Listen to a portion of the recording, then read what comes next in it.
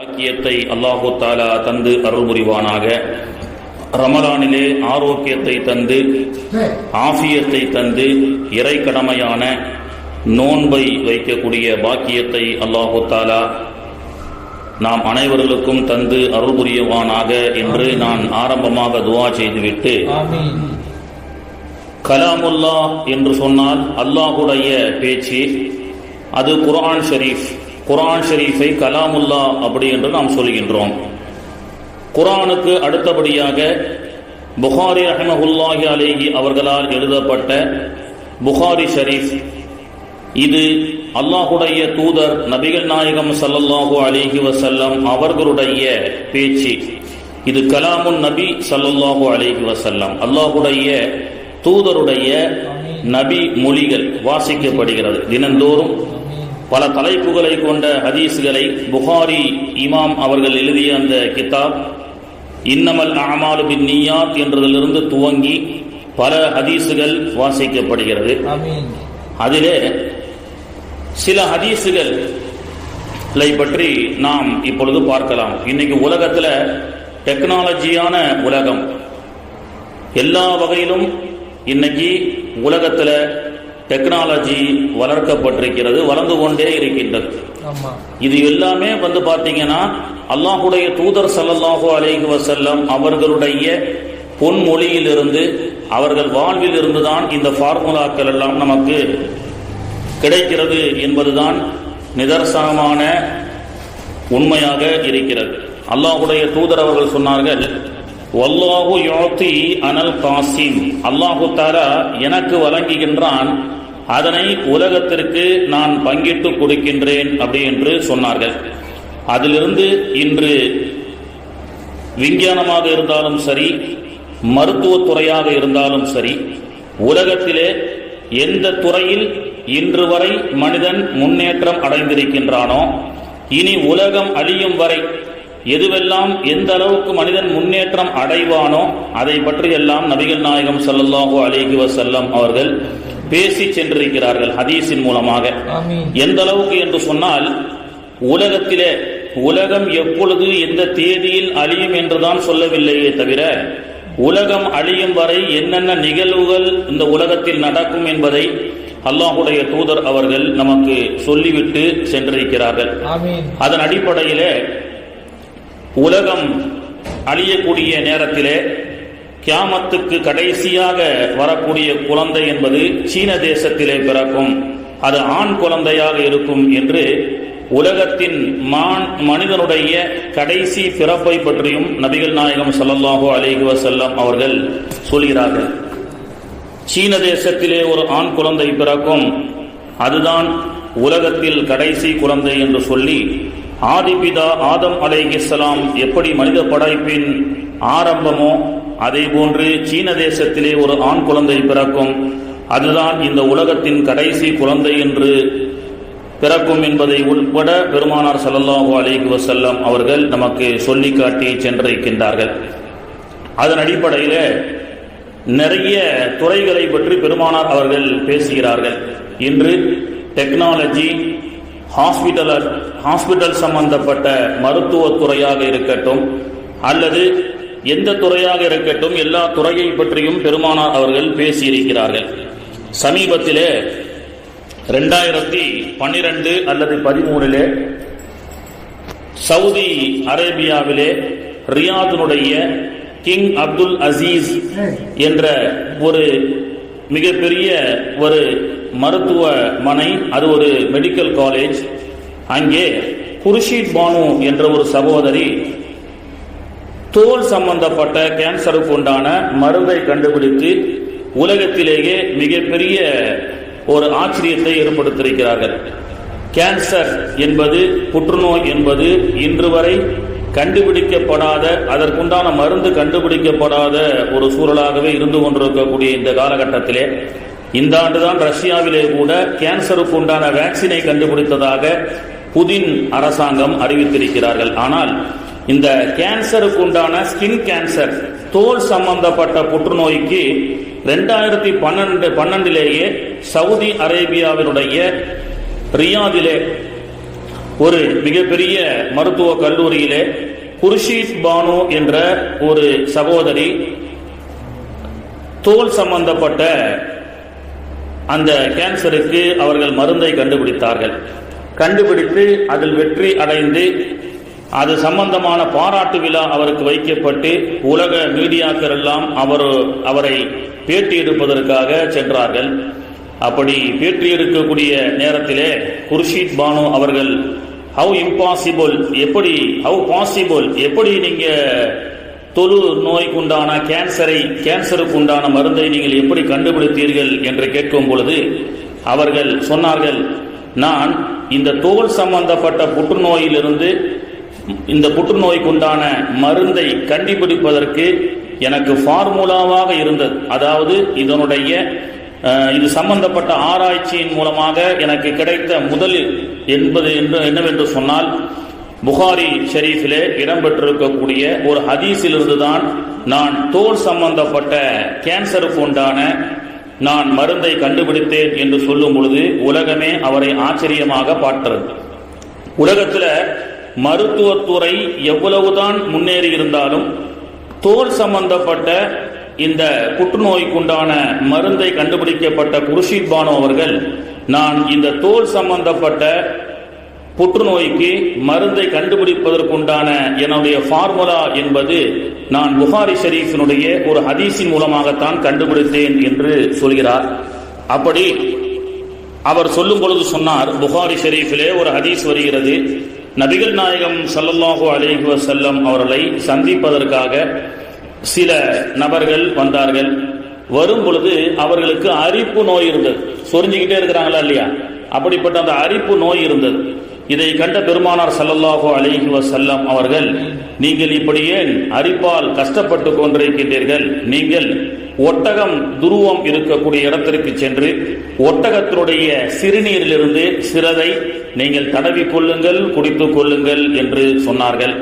அப்படி அந்த மக்கள், புகாரியிலே வரக்கூடிய ஹதீஸ், அப்படி சொரிச்சலால் வரப்பட்ட அந்த மக்கள் அந்த ஒட்டகத்தினுடைய துருவத்தில் சென்று அதனுடைய சிறுநீரை மருந்தாக அவர்கள் என்ன செய்கிறார்கள், பயன்படுத்தி பிறகு அவர்களுக்கு குணமாகிவிட்டது.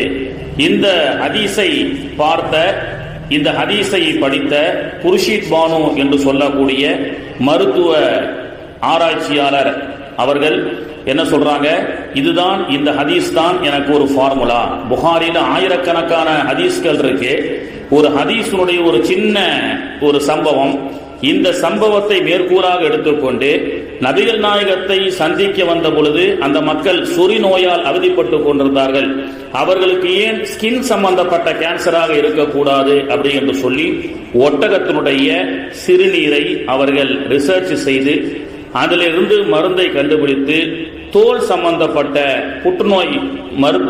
புற்றுநோயால் அவதிப்படக்கூடிய அந்த நோயாளிகளுக்கு கொடுத்து அதிலே அவர்கள் வெற்றி அடைந்து உலகத்திலே கேன்சர் சம்பந்தப்பட்ட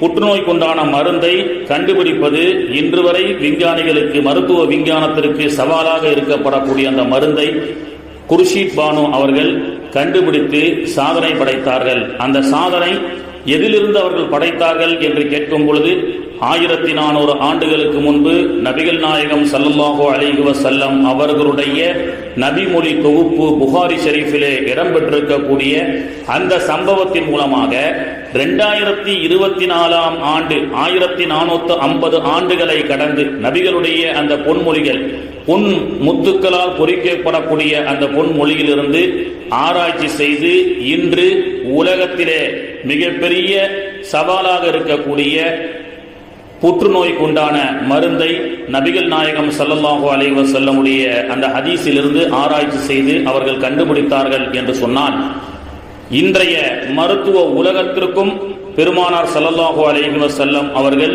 மருந்தாக அருமருந்தை 1400 ஆண்டுகளுக்கு முன்பு சொல்லி சென்றிருக்கின்றார்கள். அது மட்டுமல்ல, இன்னைக்கு உலகத்தில் ப்ளூடூத் என்று சொல்கிறார்கள், 5G டெக்னாலஜி அப்படின்னு சொல்றாங்க. எங்கோ இருக்கக்கூடியவர்களை சேட்டலைட்டினுடைய சக்தியை கொண்டு எங்கோ இருக்கக்கூடியவர்களை பார்த்து கொண்டே பேசக்கூடிய வீடியோ கால் என்று நாம் மொபைலிலே பயன்படுத்துகின்றோம். எங்கோ இருக்கக்கூடியவரை, எங்க நாட்டிலோ இருக்கக்கூடிய மனிதர்களை இங்கே வீடியோ கான்பரன்சின் மூலமாக, சேட்டலைட் பவரின் மூலமாக, மொபைல் மூலமாக நாம் பேசுகின்றோம். ஆனால் இந்த டெக்னாலஜி எல்லாம் பார்த்தீங்கன்னா 1400 ஆண்டுகளுக்கு முன்பே அல்லாஹ்வுடைய தூதர் ஸல்லல்லாஹு அலைஹி வஸல்லம் அவருடைய தர்பாரிலே நிகழ்ந்த பல அற்புதங்கள், நபிமார்கள் மூலமாக முஅஜிஸா என்று சொல்லுவோமே, அந்த அற்புதத்திலும் இந்த டெக்னாலஜியை பெருமானார் அவர்களுக்கு அல்லாஹு தஆலா பயன்படுத்தி கொடுத்தான். சுலைமான் அலைஹிஸ்ஸலாமுக்கு காற்றை வசப்படுத்தி கொடுத்தான். பெருமானார் ஸல்லல்லாஹு அலைஹி வஸல்லம் அவர்கள் மஸ்ஜிது நபவியிலே அமர்ந்து கொண்டு இருக்கும் பொழுது குபைப் ரலியல்லாஹு அன்ஹு என்ற ஒரு நபி தோழர், கிட்டத்தட்ட குபைப் என்ற பகுதி என்பது சவுதி மதீனாவில் இருந்து 600 கிலோமீட்டருக்கு அப்பால் இருக்கக்கூடியதுதான் குபைப் என்ற ஒரு பகுதி. இன்றும் நீங்கள் சென்று பார்க்கலாம்.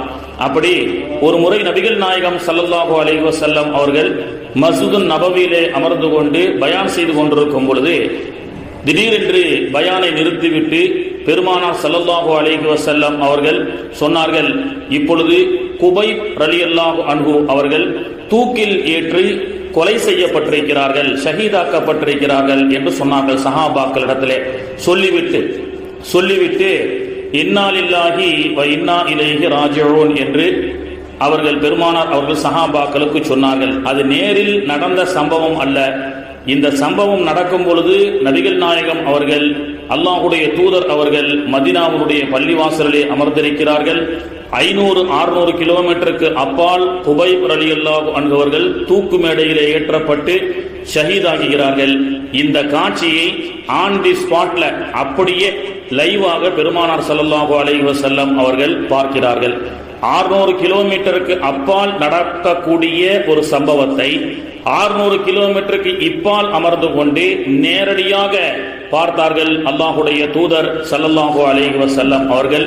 இதுதான் வீடியோ கான்பரன்ஸ் என்று இன்னைக்கு நாம் சொல்லுகின்றோம். இப்படி உலகத்தில் இன்று வரை எந்த டெக்னாலஜிகள் வளர்ந்தாலும் அந்த டெக்னாலஜியினுடைய ஃபார்முலா, அதனுடைய ஆரம்பம், அதை துவக்கி வைத்தது அல்லாஹ்வுடைய தூதர் ஸல்லல்லாஹு அலைஹி வஸல்லம் அவர்கள்தான் என்பதை நம்மால் மறக்கவும் முடியாது, மறுக்கவும் முடியாது.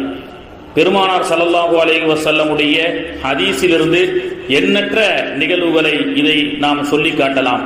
உமர் ரலியல்லாஹு அன்ஹுடைய சம்பவம் கூட இதே புகாரி ஷரீஃபிலே இடம்பெற்றிருக்கிறது. சாரியத்துல் ஜபல் என்று சொல்லக்கூடிய ஒரு ஹதீஸ் வரும். சிரியா நாட்டிலே சாரியா ரலியல்லாஹு அன்ஹு என்ற ஒரு நபித்தோழரை படை தளபதியாக நியமித்து ஒரு குழுவை உமர் ரலியல்லாஹு அன்ஹு அவர்கள் சிரியா நாட்டிற்கு அனுப்பி வைப்பார்கள். அப்படி அனுப்பி வைத்து அவர்கள் செல்லும் கூடிய வழியிலே அவர்களுக்கு ஒரு ஆபத்து ஏற்பட இருந்தது. அப்பொழுது உமர் ரலியல்லாஹு அன்ஹு அவர்கள் மதீனாவிலே குத்துபாவிலே வெள்ளிக்கிழமை பிரசங்கம் செய்து கொண்டிருக்கின்றார்கள். உமர் இப்னுல் கத்தாப் ரலியல்லாஹு அன்ஹு அவர்கள் திடீரென்று குத்துபா உரையை பாதியிலேயே நிப்பாட்டிவிட்டு உமர் ரலியல்லாஹு அன்ஹு அவர்கள் அஸ்ஸாரியா அல் ஜபல், அஸ்ஸாரியா அல் ஜபல் என்று சொன்னார்கள். சாரியா, மலையை நோக்கி பாருங்கள், மலையை நோக்கி பாருங்கள், உங்களுக்கு ஆபத்து வருகிறது என்று சொன்னார்கள். சிரியா, சாரியா என்பவர் இருக்கக்கூடிய இடம் எங்க? சிரியா. 2000 கிலோமீட்டருக்கு அப்பால் இருக்கக்கூடிய சிரியா ஷாம் தேசம் என்று சொல்லக்கூடிய இன்றைய சிரியாவிலே அவர்கள் படையோடு சென்று கொண்டிருக்கின்றார்கள். ஆனால் உமர் ரலியல்லாஹு அன்ஹு அவர்கள் இருக்கக்கூடிய இடம் எது? மஸ்ஜிது நபவி, மதீனா. மதீனாவில் இருந்து கொண்டு சிரியாவில் நடக்கக்கூடிய சாரியா ரலியல்லாஹு அன்ஹு அவர்களுக்கும் அவருடைய படையினருக்கும் ஏற்பட இருக்கக்கூடிய ஆபத்தை இங்கிருந்து உமர் ரலியல்லாஹு அன்ஹு அவர்கள் சுட்டி காண்பித்தார்கள் என்று சொன்னால் அது என்ன டெக்னாலஜி?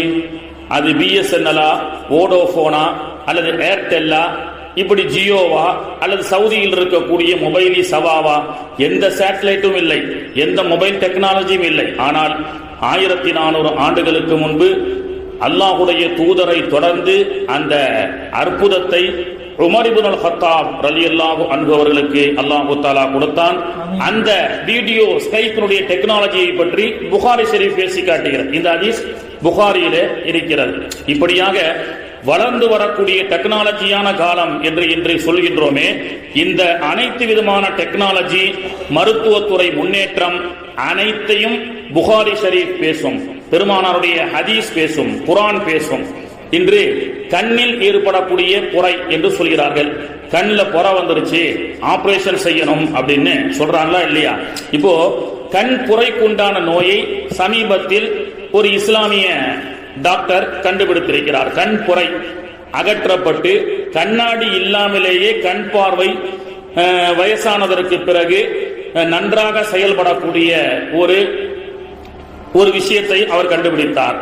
இதை அவர் கண்டுபிடித்ததற்குண்டான ஃபார்முலாவாக அவர் சொல்கிறார், நான் குர்ஆனுடைய ஒரு வரலாறிலிருந்து தான் கண் புரைக்குண்டான கண் தெளிவாக பார்க்கக்கூடிய ஒரு டெக்னாலஜி, அதாவது மருந்து இல்லாமல் கண்ணாடி இல்லாமல் ஒரு மருந்து, ஒரு டிராப்ஸை கண்டுபிடிச்சிருக்கிறார். அந்த டிராப்ஸை போட்டாலே கண் பார்வை நல்லா தெரியும்னு சொல்லி, இது எதிலிருந்து கண்டுபிடிக்கப்பட்டதுன்னு சொன்னா மனிதனுடைய வேர்வையிலிருந்து கண்டுபிடித்தேன் அப்படின்னு சொல்றார். மனிதனுடைய வேர்வையிலிருந்து கண்டுபிடிக்கப்பட்டதை பற்றி குர்ஆன் என்ன பேசுகிறது?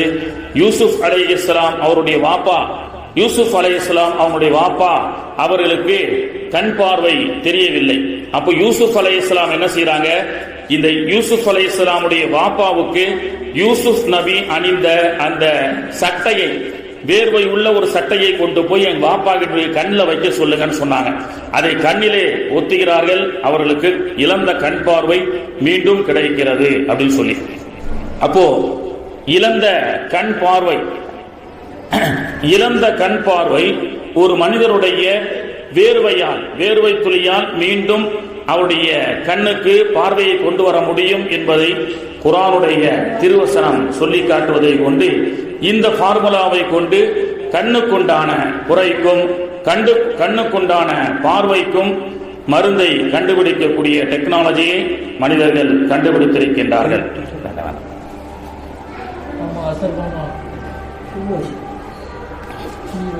இப்படி ஏராளமான சம்பவங்கள் சொல்லலாம். இன்று வரக்கூடிய டெக்னாலஜியை பற்றி 1400 ஆண்டுகளுக்கு முன்பே குர்ஆனிலே ஹதீஸிலே சொல்லப்பட்டது. இப்போ கண் என்று எடுத்துக்கொள்கின்றோம். பெருமானார் ஸல்லல்லாஹு அலைஹி வஸல்லம் அவர்களுடைய அந்த காலத்தில் உஹது யுத்தத்திலே கதாதா ரலியல்லாஹு அன்ஹு என்ற ஒரு சஹாபிக்கு எதிரிகளால் தாக்கப்பட்ட அம்பின் மூலமாக கண் கீழே கரண்டு விழுந்து விட்டது. கண் கரண்டு கீழே விழுந்து விட்டது. ஓபன் ஐ சர்ஜரினுடைய ஃபார்முலா இந்த ஹதீஸ்ல தான் எடுக்கிறாங்க. கண்ணு தனியா கீழே விழுந்து விட்டது எதிரியினுடைய தாக்கப்பட்ட அம்பால். அந்த கரண்ட அந்த கண்ணை அந்த அபூ கதாதா ரலியல்லாஹு அன்ஹு என்ற நபித்தோழர் அல்லாஹ்வுடைய தூதரிடத்திலே சென்று, அல்லாஹ்வுடைய தூதர் ஸல்லல்லாஹு அலைஹி வஸல்லம் அவர்களே, என்னுடைய கண் கரண்டு கீழே விழுந்து விட்டது, நான் என்ன செய்வது அப்படி என்று சொன்னார்கள். அல்லாஹ்வுடைய தூதர் அவர்கள் சொன்னார்கள், அல்லாஹ்வுக்காக சபூர் செய்யுங்களேன் அப்படின்னு சொன்னாங்க. இல்லை யா ரசூலல்லாஹ், எனக்கு இப்போதான் திருமணம் முடிஞ்சது.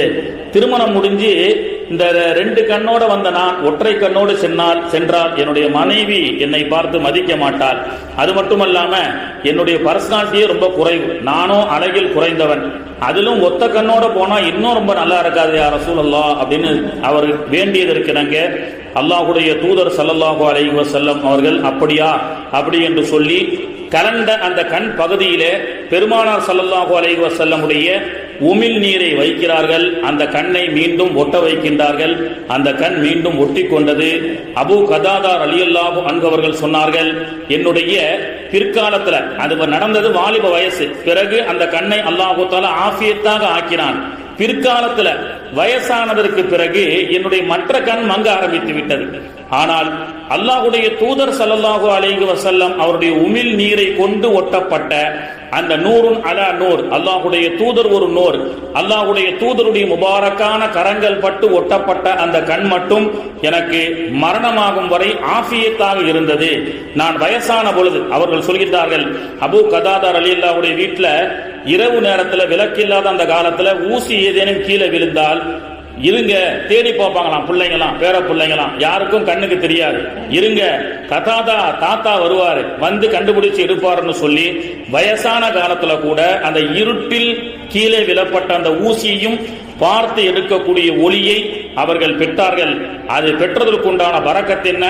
அல்லாஹ்வுடைய தூதர் ஸல்லல்லாஹு அலைஹி வஸல்லம் அவர்களுடைய திருக்கரங்களால் ஓபன் ஐ சர்ஜரி செய்யப்பட்ட அந்த கண்ணை அல்லாஹு தஆலா ஆஃபியத்தாக ஆக்கி வைத்தான். அது மட்டுமல்ல, ஓபன் ஹார்ட் சர்ஜரி என்று சொல்கின்றார்கள். இருதயத்தை வெளியே கொண்டு வந்து இருதயத்தில் இருக்கக்கூடிய சில கோளாறுகளை சரி செய்து மீண்டும் பொருத்தக்கூடிய ஓபன் ஹார்ட் சர்ஜரி என்று சொல்கின்றார்களே, இதனுடைய ஃபார்முலா என்ன? அல்லாஹ்வுடைய இதுவும் ஹதீஸ் தான் நமக்கு பேசுகிறது, புகாரி பேசுகிறது. 1400 ஆண்டுகளுக்கு முன்பதாக நான் சொன்னதை போன்று இன்றைய 5G டெக்னாலஜி அல்ல, இன்னும் எத்தனை ஜி 100G வந்தாலும் எத்தனை டெக்னாலஜிகள் வந்தாலும் இந்த ஹதீஸ் அந்த டெக்னாலஜியை நமக்கு சொல்லிக் கொடுக்கும். அந்த டெக்னாலஜியினுடைய ஃபார்முலா அல்லாஹ்வுடைய தூதருடைய இந்த நபி மொழியாகவே அமைந்திருக்கும், அல்லாஹ்வுடைய கலாமாக அமைந்திருக்கும். அப்படி ஓபன் ஐ சர்ஜரி செய்யப்பட்ட வரலாறு ஹதீஸிலே வருகிறது. ஓபன் ஹார்ட் சர்ஜரி, இருதயத்தை எடுத்து ஆபரேஷன் செய்து மீண்டும் பொருத்தி இந்த உலகத்தில் மனிதனால் வாழ முடியும் என்ற அந்த டெக்னாலஜியினுடைய ஃபார்முலா கூட மேராஜ் அன்று அல்லாஹ்வுடைய தூதர் ஸல்லல்லாஹு அலைஹி வஸல்லம் அவர்கள் உம்முஹானி ரலியல்லாஹு அன்ஹா அவருடைய வீட்டிலே தங்கி இருக்கும் பொழுது ஜிப்ராயில் அலைஹிஸ்ஸலாம் மலக்குகளோடு வந்து மேராஜுக்கு ரசூலுல்லாஹ்வை அழைச்சி செல்வதற்கு முன்பு கல்பை நெஞ்சை பிளந்து கல்பை ஹார்ட்டை எடுத்து ஜம்சம் தண்ணீரால் கழுகி மீண்டும் பொருத்தப்பட்டது. அதை பற்றி இமாம் மௌலுது ஷரீஃபிலே பூஸ்ரி இமாம் அவர்கள் அழகாக சொல்லிக் கொடுப்பார்கள். மிம்மாஇ ஜம்சம கான கஸ்லு சுதூரிஹி, சுப்ஹான மௌலுதிலே வரும் மிம்மாஇ ஜம்சம கான கஸ்லு சுதூரிஹி வலி ஜம்சம ஷரஃபுல் ஜஸீமு பிமுஸ்னதி. நபியே நாயகம் அவர்களே, உங்களுடைய கல்பை ஜம்சம் தண்ணீரால் கழுவுவதை கொண்டு ஜம்சம் தண்ணீர் சிறப்படைந்தது அப்படின்னு அந்த வரிகள் அழகாக சொல்லி இருப்பார்கள். அப்போ ஓபன் ஹார்ட் சர்ஜரி, ஒருவருடைய இருதயத்தை எடுத்து ஆபரேஷன் செய்து மீண்டும் பொருத்தி அவரால் உலகத்தில் உயிர் வாழ முடியும் என்ற அற்புதத்தை கூட அல்லாஹ்வுடைய தூதர் ஸல்லல்லாஹு அலைஹி வஸல்லம் அவர்களுடைய அந்த இருதய ஆபரேஷன் மூலமாக, மேராஜ் அன்று நடைபெற்ற அந்த ஆபரேஷன் மூலமாக மனிதனுக்கு அல்லாஹு தஆலா சராசரி மனிதர்களுக்கு ஃபார்முலாவாக அமைத்து கொடுக்கின்றான். அது மட்டுமல்ல, இன்று வானில் பறக்கக்கூடிய பிளைட் என்று சொல்கிறோம் அல்லவா, மனிதன் மண்ணில் எப்படி பயணம் செய்கின்றானோ அதே போன்று விண்ணிலும் பயணம் செய்ய முடியும் என்ற ஃபார்முலா 1400 ஆண்டுகளுக்கு முன்பு இதே புகாரி ஷரீஃபில் வரக்கூடிய ஹதீஸ் நமக்கு ஃபார்முலாவாக அமைகிறது. அல்லாஹ்வுடைய தூதர் ஸல்லல்லாஹு அலைஹி வஸல்லம் அவர்கள் மேராஜுக்கு செல்கிறார்கள். விண்வெளி பயணம் சில நொடிகளிலே புர்ராக் என்ற பர்க் என்று சொல்லக்கூடிய மின்னல் வேகத்தில் செல்லக்கூடிய ஒரு வாகனம் மக்காவிலிருந்து பைத்துல் முக்கத்தஸ் வரை மண்வெளி பயணம், பைத்துல் முக்கத்தஸிலிருந்து அல்லாஹ்வுடைய அர்ஷ் வரை விண்வெளி பயணம். அப்போ விண்ணிலும் ஒரு மனிதன் பயணம் செய்ய முடியும் என்பதை அல்லாஹ்வுடைய தூதருடைய அந்த சஃபர், அந்த பயணத்தை கொண்டு அல்லாஹு தஆலா நமக்கு ஃபார்முலாவாக அமைத்து கொடுக்கின்றான். அல்லாஹு தஆலா பூமிக்கு கீழேயும் ஒரு வாழ்க்கையை அல்லாஹ் வைத்திருக்கிறானா இல்லையா? இந்த ஸ்கேனிங் பார்வையை கூட ரசூலுல்லாஹ்வுக்கு அல்லாஹ் கொடுத்தான். பெருமானார் அவர்கள் ஒட்டகத்துல வந்து கொண்டிருக்கும் பொழுது ஒரு பூமி பக்கத்துல வரும் பொழுது ஒட்டகம் அதிர்ந்தது, ஒட்டகம் பிளிரியது. உடனே பெருமானார் அவர்கள் எதனால் இந்த ஒட்டகம் அலறுகிறது என்று சொல்லும் பொழுது, இங்கே 2 கபர்வாசிகள் இருக்கின்றார்கள், அந்த கபராளிகள் பெரிய பாவத்தின் காரணமாக அல்ல, சிறிய பாவத்தின் காரணமாக வேதனை செய்யப்படுகிறார்கள் என்று சொல்லி என்ன பாவம் என்றும் பெருமானார் அவர்கள் சொன்னார்கள். சிறுநீர் கழித்து சுத்தம் செய்யாத, சரியாக சுத்தம் செய்யாத மனிதரால் அவர் பாவம் செஞ்ச காரணத்தினால் இந்த கபராளி வேதனை செய்யப்படுகிறார்கள் என்று சொல்லி, அப்போ பூமிக்கு கீழையும் ஸ்கேனிங் பார்வை செய்யக்கூடிய, பார்க்கக்கூடிய அந்த பார்வையை, ஸ்கேனிங் சக்தியை, ஒரு பொருள் எந்த பொருள் தடையாக இருந்தாலும் அந்த தடையையும் தாண்டி பார்க்கக்கூடிய அந்த ஸ்கேனிங் அப்படின்னு சொல்றோமா இல்லையா, எக்ஸ்ரே ஸ்கேனிங், இதை கூட பெருமானார் அவர்களுடைய இந்த அற்புதத்தை கொண்டு தான் இன்னைக்கு உலகத்தில் கண்டுபிடிக்கப்பட்டது. அப்போ விண்ணிலும் ஒரு மனிதன் பறக்க முடியும் என்ற சொல்லக்கூடிய ஒரு ஃபார்முலா கூட அல்லாஹு தஆலா நபிகள் நாயகம் ஸல்லல்லாஹு அலைஹி வஸல்லம் அவர்களை மேராஜ் என்ற விண்வெளி பயணத்தின் மூலமாக அல்லாஹு தஆலா நிரூபித்து காட்டினான். அதை வைத்துத்தான் என்ன சொல்கிறார்கள், அதை வைத்துத்தான் Abbas ibn Firnas the father of flying man அப்படின்னு சொல்லுவாங்க.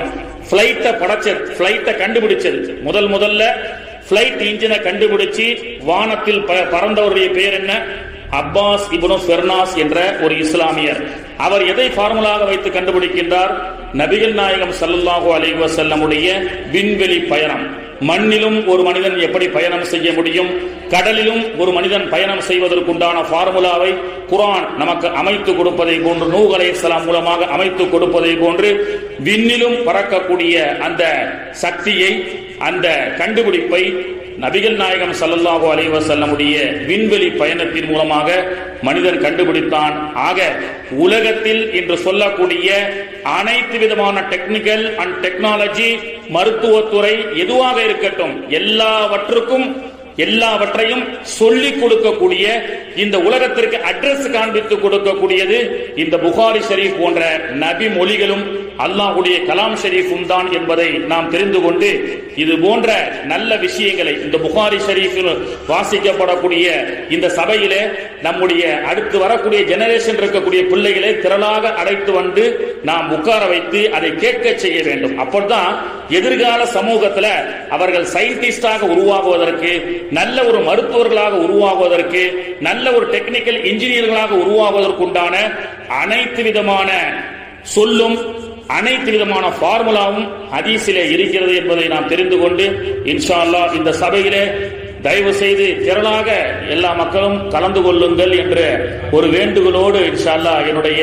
உரையை முடித்துக் கொள்கின்றேன். வாஹிரு தஅவானா அனில் ஹம்துலில்லாஹி ரப்பில் ஆலமீன். அஸ்ஸலாமு அலைக்கும் வரஹ்மத்துல்லாஹி வபரகாத்துஹு.